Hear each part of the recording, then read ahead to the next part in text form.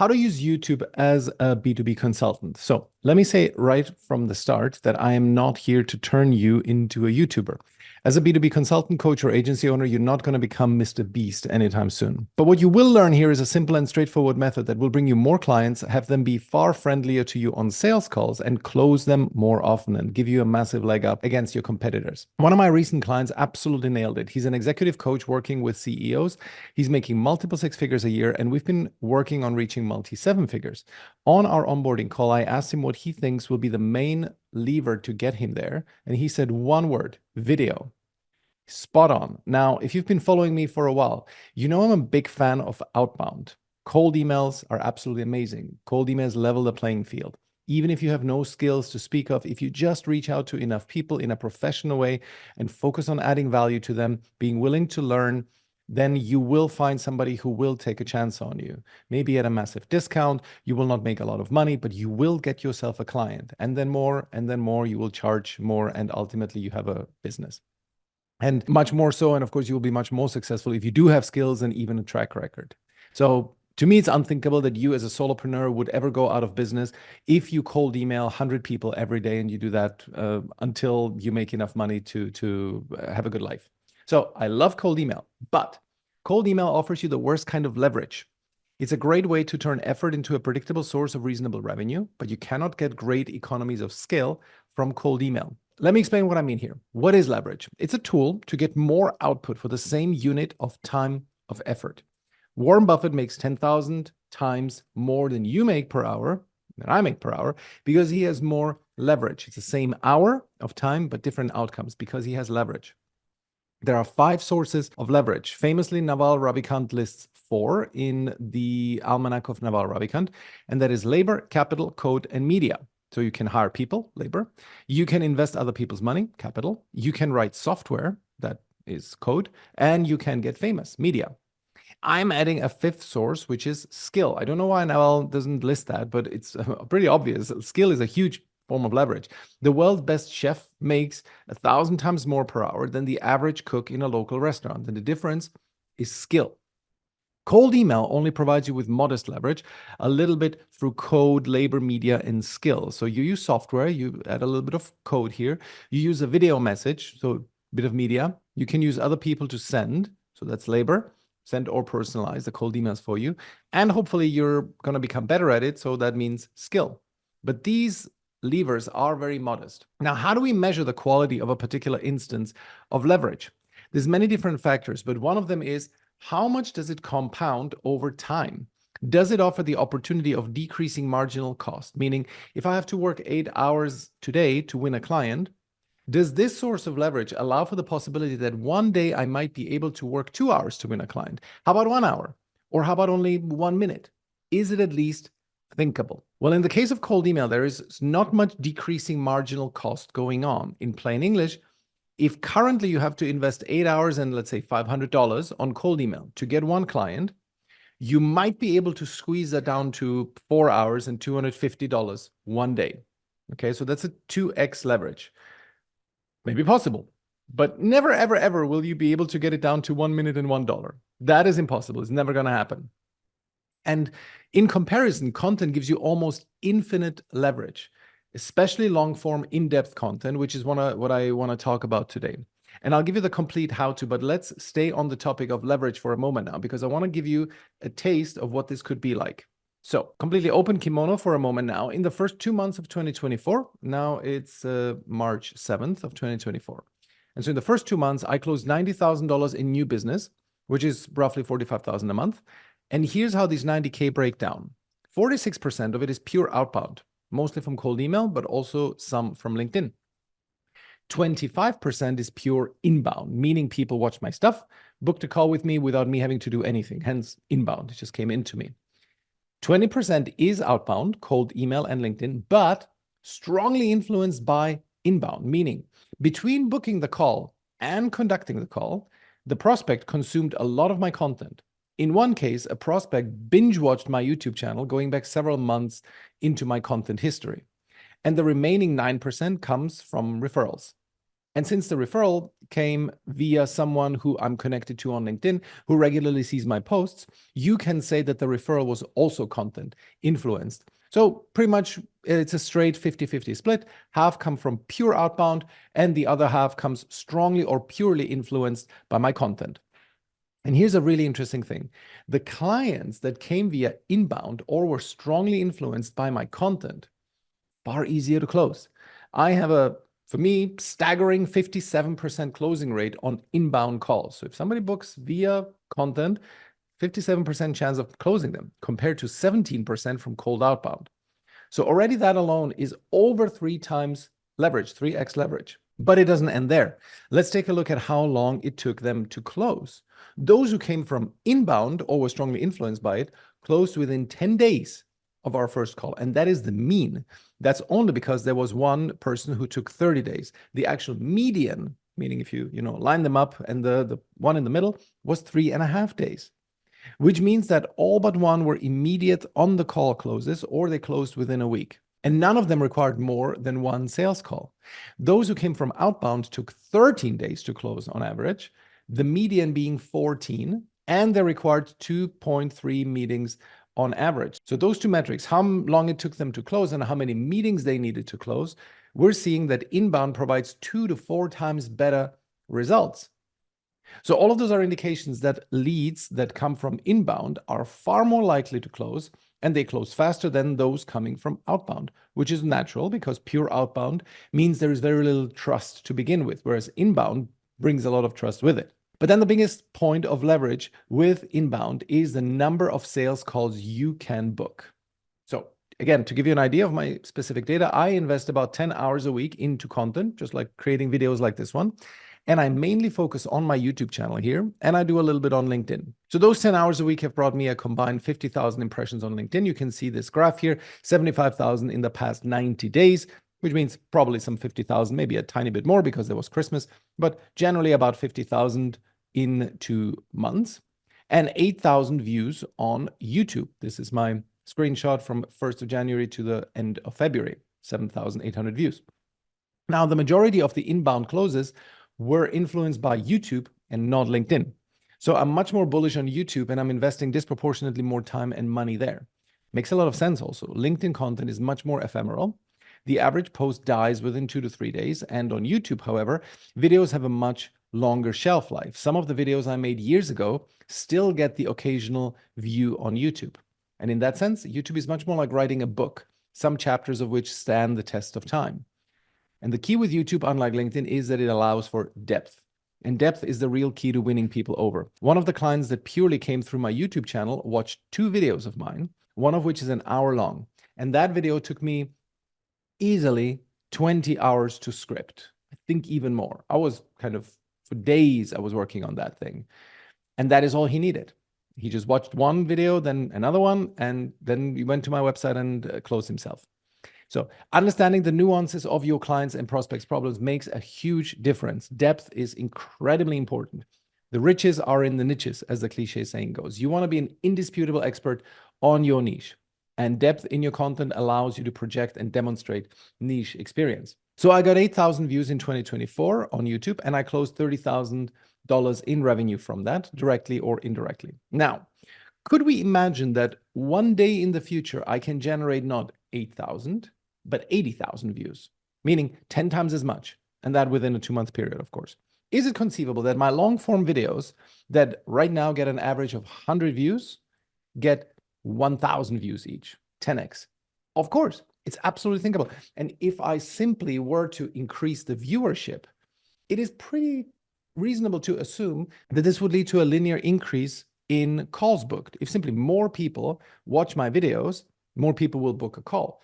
Now, you cannot completely translate this. You cannot always do this one by one, because as soon as you get to a certain level of popularity, you will probably also get viewers who are less in your ICP area, like ideal client persona. You will get fewer people who are in your perfect ICP, ideal client persona. Therefore, it's not likely that this will rise completely linearly, but quite reasonably so. but it will track quite well. It's absolutely thinkable. It's outright realistic. Most people who stick with it observe what works and adjust sooner or later. They break through with YouTube. So I'm definitely sure that I can 10x my YouTube viewership. I can even 100x it. I don't think I can do terribly a huge amount more than that. But there are enough B2B consultants in the world, my target audience, that an average long form video of mine could get 10,000 views. I don't think much more than that because it is still pretty niche. It's not like I'm gonna, whatever, I can have like a popular fun channel, like humor channel or politics and so on, anything that gets a lot of views. That won't work. I'm never gonna get 1 million views on a video, but 10,000 views is absolutely realistic. And if all things being equal, if I make $15,000 per month from YouTube now, if I 100x my viewership, I can make 1.5 million per month from YouTube. Even if it doesn't go 100x and it only goes, let's say 20x, I'm making 300K per month. Okay. So there you see the huge leverage potential that you get from content. And that's what makes it so much more powerful than cold email. Okay, with that out of the way, now let's get into the how-to. Here's how to regularly create good videos as a B2B consultant. For that, just create a YouTube channel, right? It's very straightforward. You go into your Gmail. There's these 9 little squares here. Then you go YouTube, and then it just guides you through how to create a YouTube channel. I don't have to show you this. This is very straightforward. Then create some kind of a banner and, picture and so on. Don't make it about your company. Make it about yourself, personal, right? It should be about you. This is my name. And then you show a couple of things like home, and then you have an auto playing video. Then you show shorts, live playlist, community. You don't need much here. Right? Just do the basics of a YouTube channel. You can do that within 1 hour. Now, the more important thing is what topics should you choose, right? Because that is not straightforward. And many people ask me this. So what should I talk about? Well, look, the number one source of great content are your clients and prospects. You listen to the topics they are struggling with or what they are wrong about, and you turn that into content. It's really straightforward. For example, today's video, I know this is going to be a bit meta, but I'm now going to be talking about how I came up with today's topic for the YouTube channel. Today's video is, of course, all about how to create videos on YouTube. I've been doing better and better with YouTube, so I wanted to document my process because I know that if B2B consultants did that, they'd have much better results with their client acquisition. So I know this. I talk to my clients about this. I tell them about how my YouTube influenced my closing rate. Tell this to my clients, for example. And so I want to tell them what they should be doing. So I know that this topic, how to create YouTube videos, is an important topic. So that is a trigger for me to create a video about it. I know, quite meta. Now, let's look at my YouTube channel and let's look at the topics, and I'll tell you where they came from.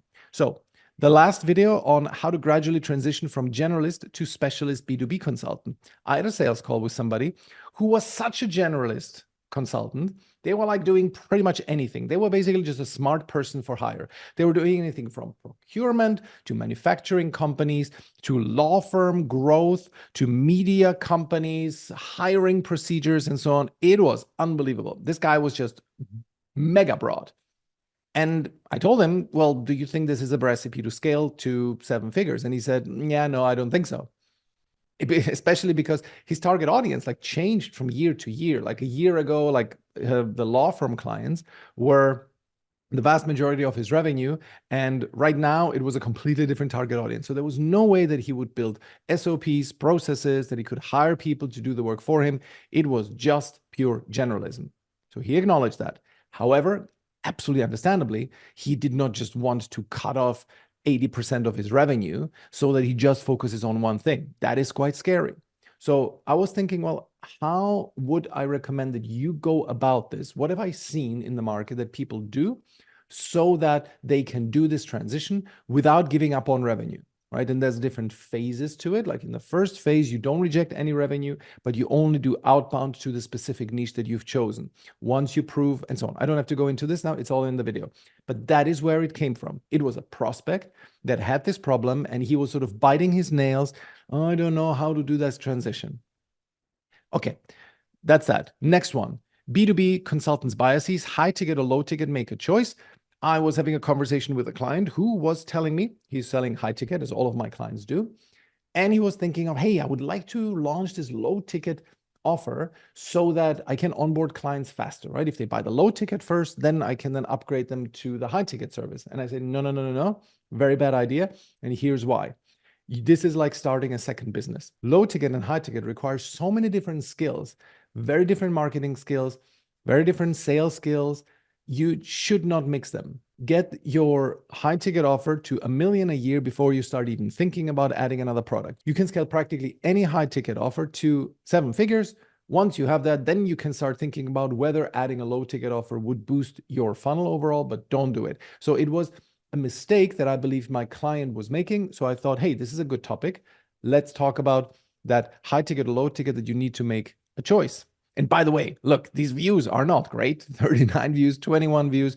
My best in a very long time was this one with 408 views. So you don't need a lot of views. This stuff has made me $15,000 a month, okay? These few views. So you don't need a huge amount. You don't need a huge fan base or anything like that. So the next one, sales before marketing, that came from an observation that I see many people make, and I keep saying this over and over. One of the most common mistakes made, people start with marketing before sales. Marketing being the process of becoming known, liked, and trusted. Sales is the interruption of somebody and making them an offer. Two very different areas of client acquisition, two very different methods, and people start with marketing, and I believe that's wrong. And I just went into it and explained it very straightforwardly here, because I keep seeing people making the mistake.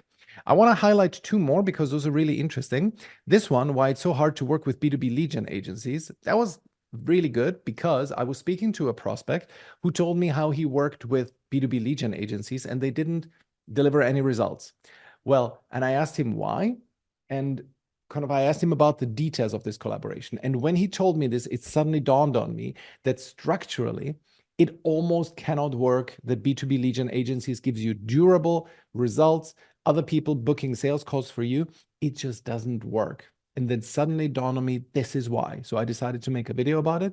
And it was quite impactful. Again, very few views, but people told me about how this opened their eyes. And now every single time a prospect tells me, no, I want you to do this for me, because we don't do this for clients. We only coach, teach, and provide processes, provide this kind of support, because I strongly believe that the first client acquisition systems that you build needs to be done by you and not by somebody else. And so every time somebody tells me, no, I want you to do this, I send them this video.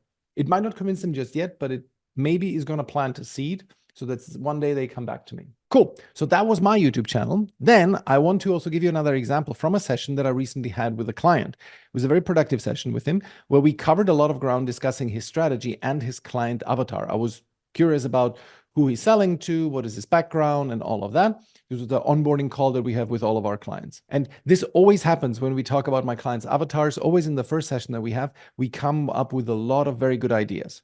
And here are the topics that we came up with. And all of these topics can be really good long form, 20, 30, maybe even 1 hour long video. So the first one was, what are the symptoms a CEO of a small and medium business experiences that hints that they need a fractional CFO?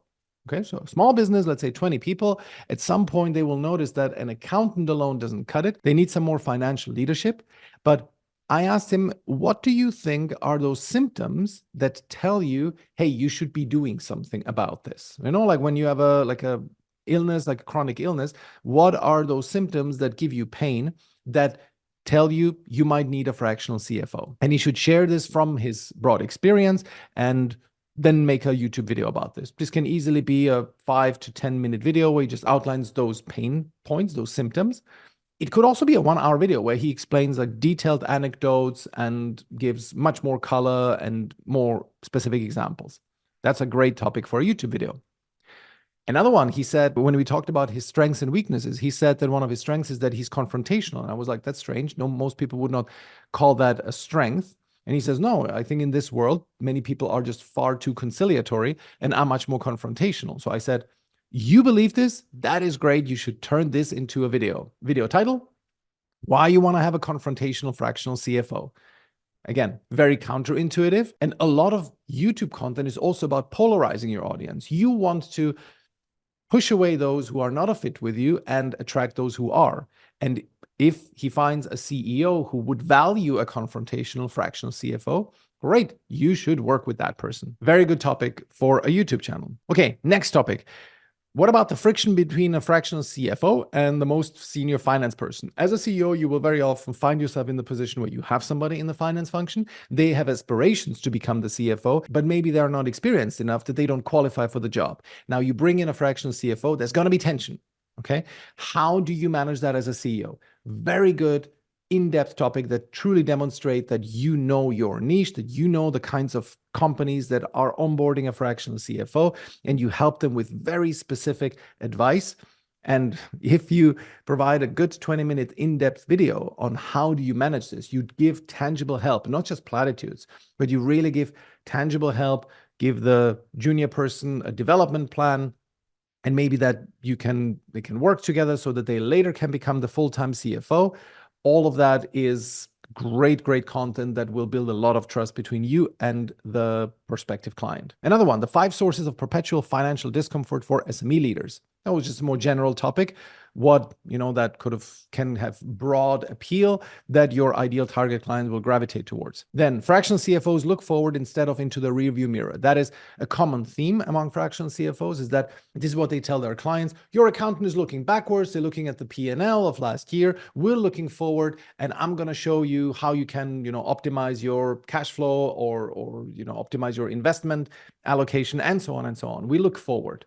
That is a frequently mentioned topic, but it would be useful to show examples of that. Like, what does it mean to be looking forward? Right? That's another great video. Then finally, 3 things to fix if you're frequently embarrassed by the lack of financial data to show to partners and investors. Okay. So all of these topics emanated from just one session, and we came up with 6 topics, which if just that's what he had on his YouTube channel, would be already a huge win. He can send this to prospective clients. They can binge watch this stuff, 2-3 hours of content, and then say, well, this guy obviously knows what he's talking about, and I'm going to work with him. Okay, so those are great topics. Now, how do you turn that into a video, right?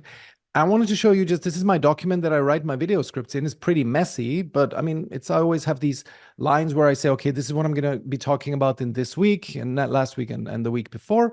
And I just script it out. I just write. Imagine you write an article, and the one thing to pay attention to is at the beginning, you tell people what you're going to be talking about. Okay, that you summarize what will be the takeaways that people will get from that video. And then you just write as if you wrote an article or even like a speech. Imagine you have to go to a conference and you're going to be the keynote on a topic that you can choose. That is what it is. So write a speech. That's it. That's literally it. Don't make it more complicated. Then there's a topic of shorts. Some topics that you will come up with are easily done via a short, right? So I sometimes have an idea, something that comes to my mind. I go into this document and I write it down. For example, one thought I recently had is picking a niche is like picking a partner.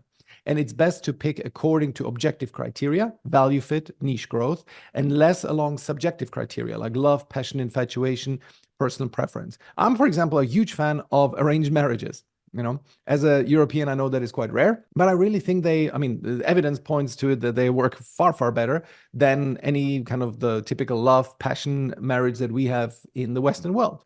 And I also like to see the choice of a niche in the similar light. Okay, so that's one of my kind of thoughts, preferences, kind of ideas that I've had. And that is not enough of a topic. It could be, I could maybe stretch it, but it does not need to be stretched. I just want sometimes people to just reframe their thinking, and you can easily do that via a 1-minute short. Now, if you're not familiar with shorts, what is that? Shorts, automatically, when you upload a under 1-minute video to YouTube, you will get a short. And those tend to have much higher views. You see some of my shorts here have 440, what is that? 2.4 thousand, so some of those shorts are more likely to go viral than the normal long form videos.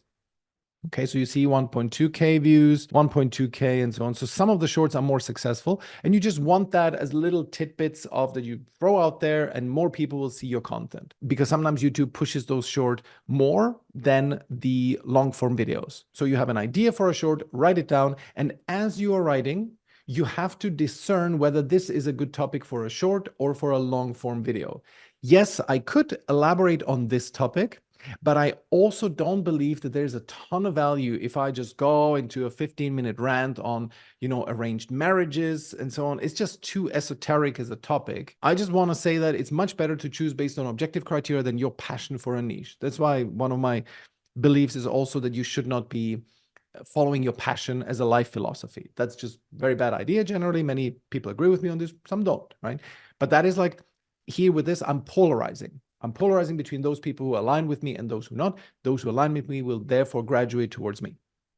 Okay, so back to the topic of how do you actually script these things. So you script a video just like you would a speech. Imagine you have to give a TED talk.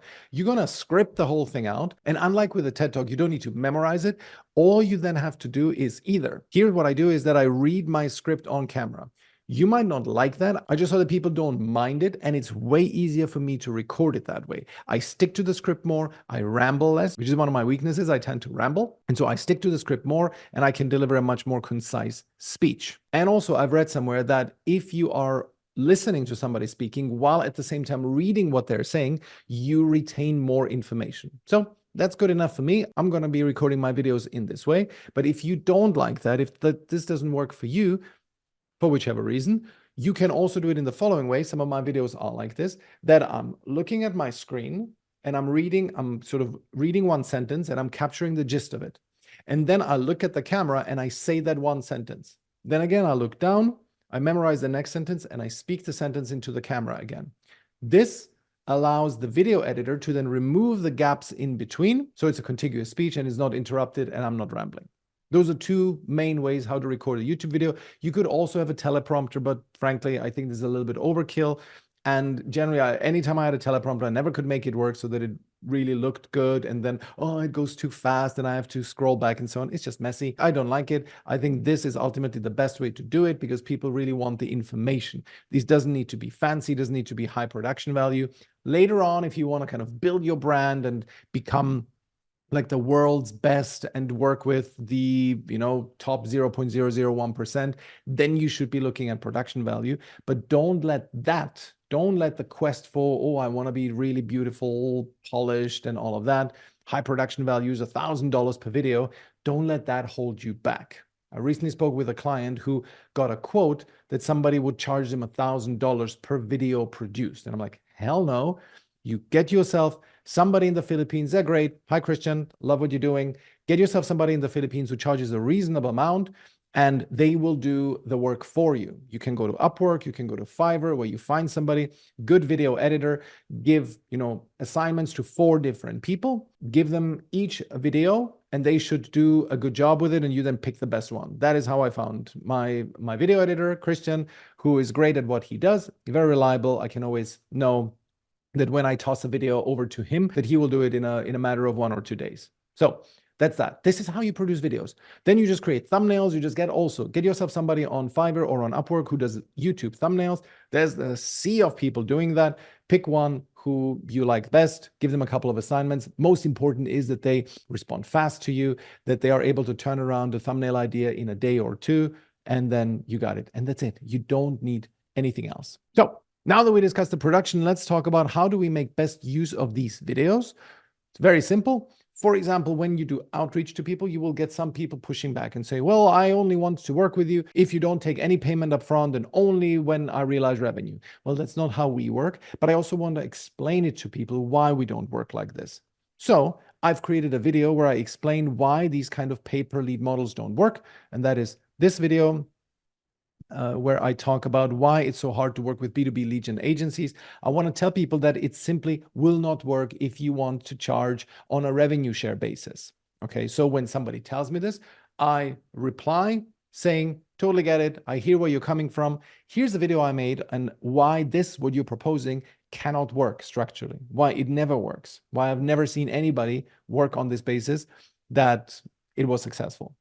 And sometimes they turn around and say, okay, interesting, let's talk. Also, another thing that is extremely powerful that I've implemented now and that has brought me very good results is that you have a sales call and they tell you on the sales call, okay, sounds compelling. I'm going to think about it. Let's reconvene in a week. Sometimes you try to push against that, but sometimes it doesn't work. So sometimes they're adamant about it. So you schedule a call for next week. Well, in between those 2 calls, you can send them emails. I have an automation in ActiveCampaign going where I have summarize the video, send the link to the video, and then I just email them every day one of these emails where I say, okay, in working with us, this is going to be one of the topics that we're going to be discussing. And so I just wanted to give you an idea of what I think about that topic. For example, sales versus marketing, or why B2B lead gen agencies don't work, why it never is crowned with success. And all of that, I just send it to them so that I can indoctrinate them. So also to kind of impress them with, my thinking on these topics, and gradually I convert them over to my team. Basically, it's pure indoctrination between calls. Super, super useful.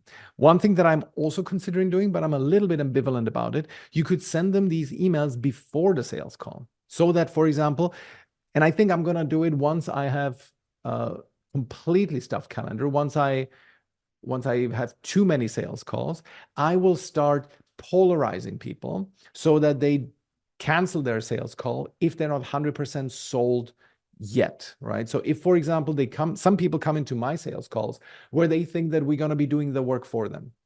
I generally like to keep it open. I want to talk to as many people as I possibly can, but at some point I'm going to start polarizing them away and say, listen, if you're looking for a B2B lead gen agency and this video does not convince you that it's a bad idea, let's not have the call because we will not be a good fit. So I'm considering doing that. I'm not doing that just yet. Final point that I want to cover is the key thing is that you really go deep. Okay, don't be superficial. I think there's a huge tendency that people will do like a 5-minute video on something, and many topics cannot be explained in a 5-minute video. Like these topics, like the B2B lead gen agencies, why it's so hard to work with them, you cannot exhaustively cover that topic in 5 minutes. You can only skirt the surface, but it's not going to be very good. The more well thought through a video is, the better. The more original your thinking is, the better as well. Again, one of my most effective videos is the B2B lead gen videos, as I already mentioned. And again, I don't care that it's only 69 views. It's really good and deep. And I've had many ideal clients tell me how much value they got from it. That's enough for me. I use it every time I have a good prospect in my sales funnel. Another source of great content is to connect the dots from other sources of smart content. So my Naval Ravikant video that got 408 views, which is a lot for me, is what Naval Ravikant taught me about growing a B2B consulting business. So I was intrigued by what Naval Ravikant says. You sell because you don't know how to market. You market because you don't know how to build great products. That's a pretty famous line from Naval. And I was thinking about that, and I was thinking, okay, but I'm constantly encountering people who don't even know how to sell. So I added to it, you rely on referrals. So I added to it, you rely on referrals because you don't know how to sell. And that then hinted at a hierarchy, like the hierarchy was complete when I said network or referrals, then sales, then marketing, then product.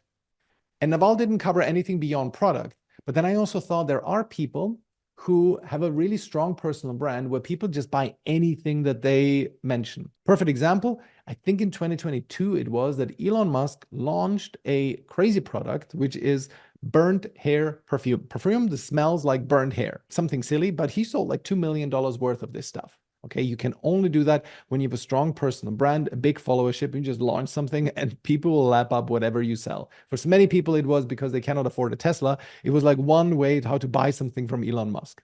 Okay, so that is brand. So I put these things together. So that was when all of this came to me and I said, okay, well, I'm combining the thoughts of Naval. I'm adding one observation from myself where I see that so many B2B consultants rely on referrals.